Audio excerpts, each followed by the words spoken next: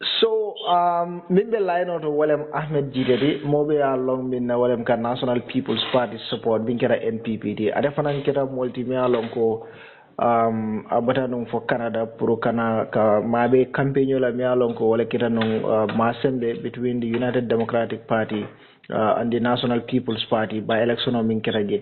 Announcement of already signed ko Alice Alfota Sirango Nyinele. What went wrong for your party, the National People's Party? Thank you, and I'm hoping every listener is enjoying listening to or watching this particular interview. I was going to ask you whether, somebody told you or you've asked whether I came all the way from Canada to come for this campaign. Now, let me clarify that. I joined the campaign, of course, it's my party against the party of my half-brothers, but that's not the sole purpose of coming to the country. I think there is a coincidence. I got my ticket months before this campaign, so I come to Gambia every time to see family, whether it's elections or no elections. So I got my ticket way before the campaign. So let's clarify that. So you are not here for the campaign. You came for a different mission, but you went to Kiang. So yes, of course I will. I mean, naturally, it's my political party, and it's my party that is contesting for a seat. Why would I not? But we bought tickets way before even the issue of by-election. Okay, that's right. That's fine. That's fine. So what went wrong for your party, the National People's Party in Kiang?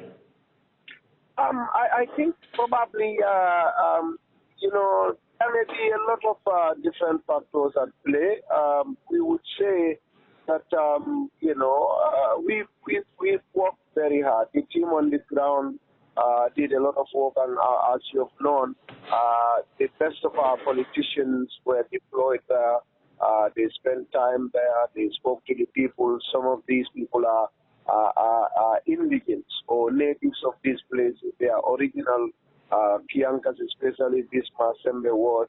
They went there and talked to their people. But I think the thing is, Kiang, especially this particular ward, decides to stick to the political ideology of the UDP. They believe they belong to UDP, and they would continue to. This is the biggest. And if there is any other thing that I would have to say is perhaps, and this perhaps we've not sent across message the way we should, or if we had done that, perhaps the recipients of our message or messages misunderstood the messages we send them. Probably there may be a breakdown in some kind of communication between us that are seeking for these things and those that decide who gets that seat, whether they should keep us or not. All right. So, shifting to the local language, niajibe ite purpose ite afontele kom ilan na muko incident leti akamuta na bentale man na purposely puru nying campaign wala, but sa fono le ko fabu wol mo diplomats leti mila lon ko inata nang bitata kiang presidential advisor, deputy speaker, and also ministers nyilbe mo molleti mila lon ko itata kianne. And what NPP said, most of them is a victory electoral in Kiang. That is majority for the National People's Party after losing this election. Yeah, let me say this. There is no election where you have contestants saying we are going into this competition, but we are going to be losers. I mean, if you have seen it anywhere as a journalist, let me know. You are aware, even let's say the parliamentary or local government election, there are several candidates. You know that even in presidential elections, there are parties or individuals who contested that you knew 100% will not win. But they will never tell you we are not going to win. So nobody goes into a competition and say, I am going to lose. Everybody would say you will win. Somewhere along the way, I mean, you misstep. And so Whether is it a shame for us, that is subjective, depending on who is looking at the results. Because for us in Kiang, originally, Kiang was all UDP. When we came in 2017 as one, we have all the 6 seats in Kiang. There are 6 seats in Kiang, councillor seats, and 6 wards. So UDP got all of them. In 2023, when we went back, we took 3 from the 6. So NPP had 50% gain. Now, Kiang's third one, we had 3, they had 3 in Kiang.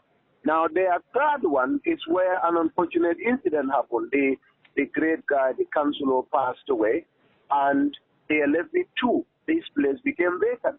We went in to try and snatch and take it from them.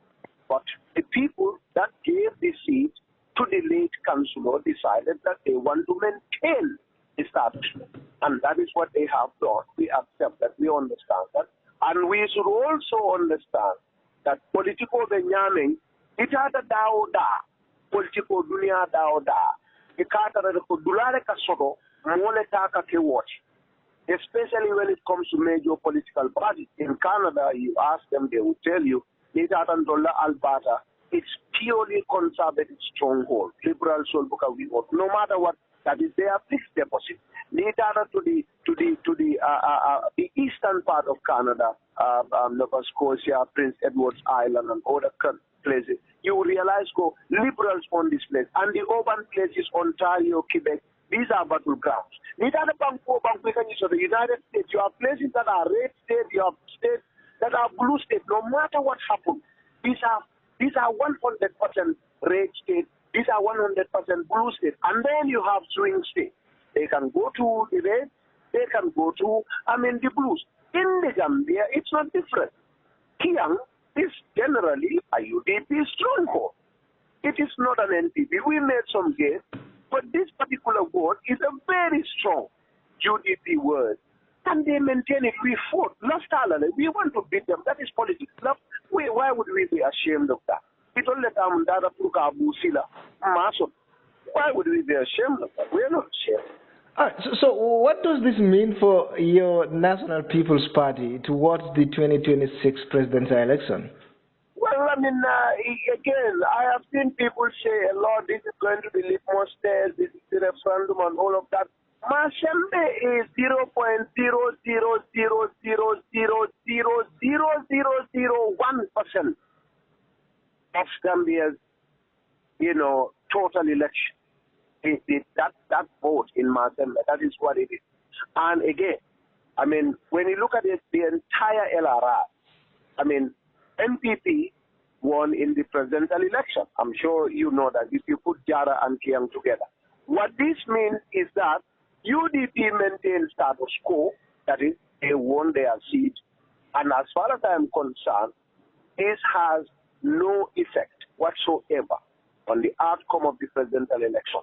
We know that URR, which is a stronghold of the NPP, where the president comes from, has twice the number of votes that LRR have, perhaps 3 or 4 times the number of votes that Kiang has, the 3 Kiang have. So, if this by-election had occurred in Basse, you would have seen a different ball game altogether. So, for me as a person, there may be other factors that may be so, but Kiang, the outcome of this election, come on, it is the status quo that remains. Nothing. Do you think NPP should change strategy in any way towards the 2026 presidential election after this election? Do you think what? Do you think NPP should change strategy towards the 2026? We've seen the likes of Fabu who are not in the country now, the likes of you, Gitteh, all of you are not here. These are big politicians who campaign for the National People's Party in 2021. Do you think there should be a change of strategy? No, 100%. I want to see change of strategy. When you lose, you want to change because the formula you use in football, in basketball, if a coach brings a formula 4-4-2 or 2-4-4 or 2-4-3, that formula, if it doesn't work, you apply another formula. We are mathematicians. I'm a mathematician. I have a degree in mathematics. You apply a formula that goes in, apply another. Certainly, we need to improve. We really need to improve because when you look at it sincerely, we have a lot of resources. When I say resources, I'm not actually everything in money. We have a lot of people who spend time in this politician. I'm not consider myself a politician in the party, but in who you call came from Saudi Arabia. We have seen ministers from there, and we have seen deputy speaker. So, and the party is echelon. So, losing a seat with all the resources we have, of course, obviously, we have to go and do an analysis of what went wrong and try to make sure we avoid that for 2026. Second, we will have to do a change of strategy. Obviously, there will be adjustment. All right. Thank you so much, Gitteh, for talking to us. Thank you so much, Gajibo. It's always a pleasure.